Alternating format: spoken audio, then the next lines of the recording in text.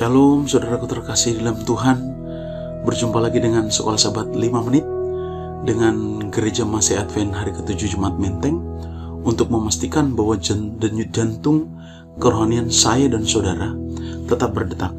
Saudaraku terkasih, saya akan merangkumkan pelajaran kita yang ke-13 ini dengan kita akan mulai di hari Rabu dengan subjudul Waspadalah terhadap ajaran yang beragam dan aneh.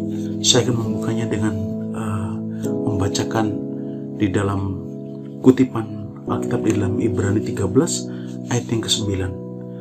Janganlah kamu disesatkan oleh berbagai-bagai ajaran asing, sebab yang baik ialah bahwa hati kamu diperkuat dengan kasih karunia, dan bukan dengan pelbagai makanan yang tidak memberi faedah kepada mereka yang menuruti aturan makanan macam itu. Saudaraku, hubungan antara ajaran palsu dan makanan yang disinggung dalam Ibrani 13 ayat 9 mungkin tidak mengacu pada perbedaan antara makanan halal dan haram. Mengapa? Pertama, Paulus tampaknya tidak begitu peduli dalam suratnya dengan perbedaan antara makanan halal dan haram. Kita sama-sama tahu bahwa dalam Kisah Para Rasul 15 bahwa di gereja Kristen mula-mula menegaskan bahwa orang-orang percaya diselamatkan oleh kasih karunia, dan bahwa mereka harus terus mematuhi beberapa peraturan makanan. Kemudian dalam yang kedua, konteksnya menunjukkan bahwa Paulus tidak mengkritik pendengar karena tidak makan makanan tertentu, tetapi karena memakannya dengan harapan mendapatkan kasih karunia. Saudaraku, dia mungkin memperingatkan agar kita tidak berpartisipasi di dalam ritual-ritual Yahudi atau makanan tertentu. Tetapi kasih karunia tidak dapat dimediasi melalui makanan-makanan ini.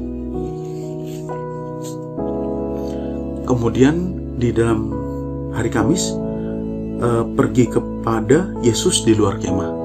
Saudaraku sekalian, disampaikan tempat di luar gerbang atau di luar kemah adalah yang paling najis dari seluruh area perkemahan. Bangkai hewan kurban dibakar di sana. Bahkan penderita kusta pun dikeluarkan dari perkemahan.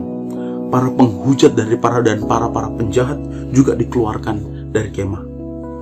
Mengandaikan bahwa hadirat Tuhan ada di dalam perkemahan. Yesus menderita di kayu salib di luar Yerusalem. Dia secara resmi dikutuk sebagai orang yang telah menghujat nama, dan karena itu ditolak oleh Israel dan dieksekusi di luar tembok. Paulus bagaimanapun menasehati orang-orang percaya untuk mengikut Yesus di luar gerbang, menanggung rasa malu yang juga ditanggung oleh Yesus. Ini juga merupakan jalan yang ditempuh oleh Musa yang akhirnya dan kemudian memilih untuk menanggung penghinaan karena Kristus daripada memilih harta di Mesir. Saudaraku, dalam rangkuman atau dalam pendalaman yang dalam hari Jumat, sesudah kecurahan Roh Kudus, orang-orang suci, mereka yang lemah lembut, memikirkan kepentingan orang lain, menyangkal diri sendiri, rela berkorban untuk kebenaran, menyatakan kasih yang telah diperintahkan oleh Kristus ke atas mereka. Tetapi kemudian orang-orang ini berangsur-angsur menjadi berubah. Perubahan datang dan orang-orang memulai melihat kekurangan-kekurangan orang kepada orang-orang lain, memikirkan akan kesalahan-kesalahan orang lain, memberikan tempat kepada kritik yang tidak enak. Mereka kehilangan pandangan akan juru selamat dan kasih-Nya, menghukum orang lain. Mereka lupa akan kesalahan-kesalahan mereka sendiri. Mereka juga telah kehilangan kasih persaudaraan yang telah diperintahkan oleh Kristus. Dan lebih menyedihkan dari semuanya, mereka tidak sadar akan kekurangan diri mereka sendiri. Yohanes telah menyadari bahwa kasih saudara bersaudara sedang pudar di dalam sidang. Surat-suratnya kepada sidang penuh dengan buah-buah pikiran ini. Marilah kita saling mengasihi. Ia menulis sebab kasih itu berasal dari Allah, dan setiap orang yang mengasihi lahir dari Allah dan mengenal Allah.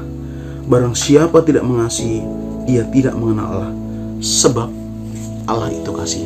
Saudaraku, demikianlah sekolah Sabat 5 menit, dan kita akan diskusikan lagi dengan sekolah Sabat yang akan datang. Sekolah Sabat yang bersahabat, bersemangat, semua terlibat, jangan terlambat. Tuhan Yesus memberkati.